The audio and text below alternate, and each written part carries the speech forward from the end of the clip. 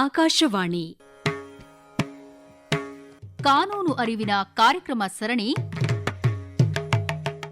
ನ್ಯಾಯವಾಣಿ. ಸಹಯೋಗ ನ್ಯಾಯ ಸಂಸ್ಥೆ.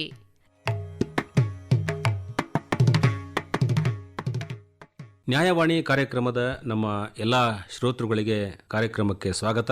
ಶಿರೀಷ ಬಿ ರೆಡ್ಡಿ ಅವರು ವಕೀಲರು ಇವರು ನಮ್ಮ ಜೊತೆಗಿದ್ದಾರೆ. ಮೇಡಮ್ ನಮಸ್ಕಾರ. ನಮಸ್ಕಾರ ಸರ್. ಅನೇಕ ಕಾನೂನುಗಳ ಮೂಲಕವಾಗಿ ಈ ಮಕ್ಕಳ ಮೇಲಿನ ಲೈಂಗಿಕ ದೌರ್ಜನ್ಯ ಬೆಳಕಿಗೆ ಬಂದು ಅದರ ಬಗ್ಗೆ ನಾವು ಸಾಕಷ್ಟು ಚರ್ಚೆ ಮಾಡ್ತಾ ಇದ್ದೇವೆ. ಈಗ ಉದಾಹರಣೆ, ಎಲ್ಲೋ ನಮ್ಮ ಒಂದು 7-8 ವರ್ಷದ ಬಾಲಕಿ ಮೇಲೆ ಯಾರೋ ಗೊತ್ತಿರೋರಿಂದನೇ ಲೈಂಗಿಕ ದೌರ್ಜನ್ಯ ಆಗಿರ್ತದೆ. ಮನೆಯವರು ದೂರು ಕೊಡ್ಬೇಕಂದ್ರೆ ಅದು ಮರ್ಯಾದೆ ಪ್ರಶ್ನೆ, ಅಯ್ಯೋ ಬೇಡ ಅಂತ ಹೇಳಿ ಅಂದಿರ್ತಾರೆ. ಏನ್ ಮಾಡ್ಬೇಕು ಅಂತ ಗೊತ್ತಾಗಲ್ಲ, ಗೊಂದಲ ಅವರಿಗೆ. ಇಂಥ ಸಂದರ್ಭದಲ್ಲಿ ಏನ್ ಮಾಡ್ಬೇಕು ಅಂತೀರಾ ತಾವು? ಹೌದು, ಇದು ಬಹಳ ಲೈಂಗಿಕ ದೌರ್ಜನ್ಯ ಆಗಿದೆ ಅಂತಂದ್ರೆ ಬಹಳ ಭಾವನಾತ್ಮಕವಾಗಿ, ದೈಹಿಕವಾಗಿ ಎಲ್ಲಾ ರೀತಿಯಲ್ಲೂ ಒಂದು ಸಮಸ್ಯೆ ಅಂತಾನೆ ನೋಡ್ಬೋದು. ಪೋಷಕರಿಗೂ ಹೆದರಿಕೆ ಆಗೋದು, ಕಾಳಜಿ ಇರೋದು ಕೂಡ ಸಹಜ. ಆದ್ರೆ ಮಕ್ಕಳ ಮೇಲೆ ನಡೆಯೋ ಲೈಂಗಿಕ ದೌರ್ಜನ್ಯ ಅದರಿಂದ ರಕ್ಷಣೆ ಮಾಡ್ಬೇಕು ಅನ್ನೋದಕ್ಕೆ ಪಾಕ್ಸೋ ಕಾಯ್ದೆ ಅಂತ ಒಂದು ಬಂದಿದೆ. ಪಾಕ್ಸೋ ಕಾಯ್ದೆ ಅಡಿ ಏನ್ ಹೇಳುತ್ತೆ ಅಂದ್ರೆ, ನಿಮ್ಗೆ ಏನೇ ಗೊಂದಲ ಏನೇ ಇರ್ಬೋದು, ಆದ್ರೆ ಒಂದು ಪ್ರಕರಣ ಹೊರಗಡೆ ಬಂದಿದೆ ಅಥವಾ ಮಗು ಮೇಲೆ ಲೈಂಗಿಕ ದೌರ್ಜನ್ಯ ಆಗಿದೆ ಅಂತ ಗೊತ್ತಾದ ತಕ್ಷಣ ಅದ್ರ ವಿರುದ್ಧ ದೂರು ದಾಖಲಿಸಲೇಬೇಕಾಗಿರುತ್ತೆ. ನಾವು ಹತ್ತಿರದ ಪೊಲೀಸ್ ಸ್ಟೇಷನ್ ಆಗಿರ್ಬೋದು, ಮಕ್ಕಳಿಗೋಸ್ಕರನೇ ಕೆಲವು ಸ್ಪೆಷಲ್ ಪೊಲೀಸ್ ಸ್ಟೇಷನ್ಸ್ ಇರುತ್ತೆ, special juvenile justice police stations ಅಂತಾರೆ. ಅಲ್ಲಿ ಹೋಗಿ ಪ್ರಕರಣ ದಾಖಲಿಸಬಹುದು. ಈಗ ಹೇಳಿದಂಗೆ ಪೋಷಕರಿಗೆ ಸಹಜವಾಗಿ ಹೆದರಿಕೆ ಇರು, ಅಂದ್ರೆ ಈ ನನ್ನ ಮಗುವಿನ ಭವಿಷ್ಯಕ್ಕೆ ಏನಾಗುತ್ತೋ, ಮಗುವಿನ ಬಗ್ಗೆ ಎಲ್ಲ ಗೊತ್ತಾದ್ರೆ ಅಥವಾ ಈ ರೀತಿ ಆಗಿದೆ ಅಂತಂದ್ರೆ ಮುಂದೆ ಅವ್ರ ಶಾಲಾ ಶಿಕ್ಷಣಕ್ಕೆ ವ್ಯತ್ಯಯ ಆಗ್ಬೋದು ಅಥವಾ ಅವ್ರ ಮದ್ವೆ ಆಗದೆ ಹೋಗ್ಬೋದು ಅನ್ನೋ ಹೆದರಿಕೆ ಇರುತ್ತೆ. ಅದಕ್ಕೆ ಅವರು ಹಿಂಜರಿತಾ ಇರ್ತಾರೆ. ಆದ್ರೆ ಈ ರೀತಿ ಒಂದು ಪ್ರಕರಣ ಗೊತ್ತಾಗಿನೂ ನಾವೇನಾದ್ರೂ ಹೋಗಿ ದೂರ್ ಕೊಟ್ಟಿಲ್ಲ ಅಂದ್ರೆ ಈ ಪಾಕ್ಸೋ ಕಾಯ್ದೆ ಅಡಿ ಅದೇ ಒಂದು ಅಪರಾಧ.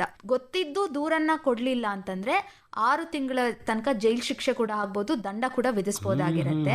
ಪಾಕ್ಸೋ ಕಾಯ್ದೆ ಅಡಿ ಬಹಳಷ್ಟು ಮಕ್ಕಳ ಸ್ನೇಹಿ ಕಾರ್ಯವಿಧಾನಗಳಿದೆ.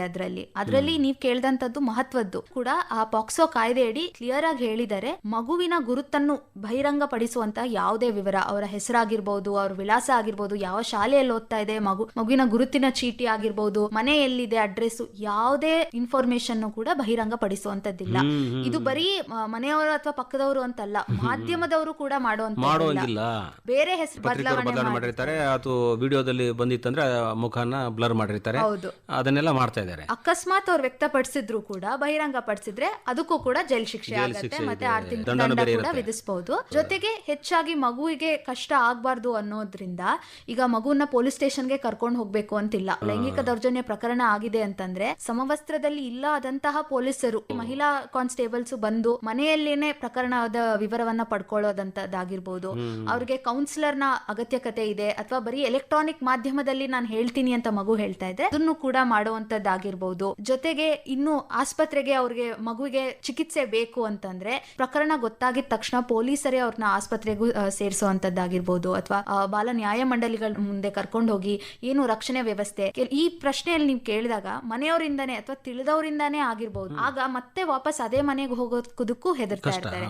ಆಗ ಒಂದು ರಕ್ಷಣಾ ವ್ಯವಸ್ಥೆ, ಒಂದು ಶೆಲ್ಟರ್ ಅಂತ ಅರೇಂಜ್ಮೆಂಟ್ ಮಾಡಬೇಕು ಅಂದ್ರೆ ಕೂಡ ಅದಕ್ಕೂ ಕೂಡ ಈ ಕಾಯ್ದೆ ಅಡಿ ಎಷ್ಟೊಂದು ವಿಧಾನಗಳಿವೆ. ಸೊ ಎಲ್ಲ ನೋಡಿದ್ರೆ ಮಗುವಿನ ಹಿತಾಸಕ್ತಿನೇ ಇದರಲ್ಲಿ ಪ್ರಾಮುಖ್ಯ ಆಗಿರೋದ್ರಿಂದ ಬೇಗ ಪ್ರಕರಣ ಮುಗಿಸ್ಬೇಕು ಅಂತ ಫಾಸ್ಟ್ ಟ್ರ್ಯಾಕ್ ಕೋರ್ಟ್ಸ್ ಅಂತ ಇರುತ್ತೆ. ಸೊ ಇದೆಲ್ಲ ಮನದಲ್ಲಿ ಇಟ್ಕೊಂಡು ಹೆದರದಿರ ಒಂದು ಮಗು ಮೇಲೆ ಲೈಂಗಿಕ ದೌರ್ಜನ್ಯ ಆಗ್ತಾ ಇದೆ ಅಂದ್ರೆ ಅವರು ಹೆಜ್ಜೆ ತಗೊಳ್ಬೇಕು, ದೂರನ್ನ ಕೊಡ್ಬೇಕಲ್ಲ. ಬಹಳ ಒಳ್ಳೆ ಮಾಹಿತಿಯನ್ನ ಕೊಟ್ಟಿದ್ದೀರಿ. ನಮ್ಮೆಲ್ಲ ಕೇಳುಗರ ಪರವಾಗಿ ನಿಮಗೆ ಧನ್ಯವಾದ. ನಮಸ್ಕಾರ. ನಮಸ್ಕಾರ ಸರ್.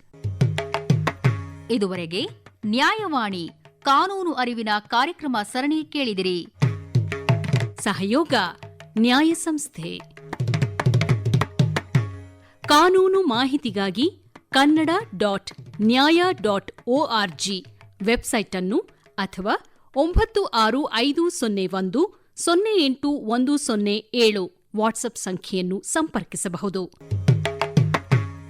ನಿರ್ಮಾಣ ಜಾಂಪಣ್ಣ ಆಶಿಹಾಳ್. ಸಮಗ್ರ ನಿರ್ವಹಣೆ ಡಾಕ್ಟರ್ ಎಎಸ್ ಶಂಕರನಾರಾಯಣ. ಈ ಕಾರ್ಯಕ್ರಮ ಆಕಾಶವಾಣಿ ಬೆಂಗಳೂರು ಕೇಂದ್ರದ ಕೊಡುಗೆ.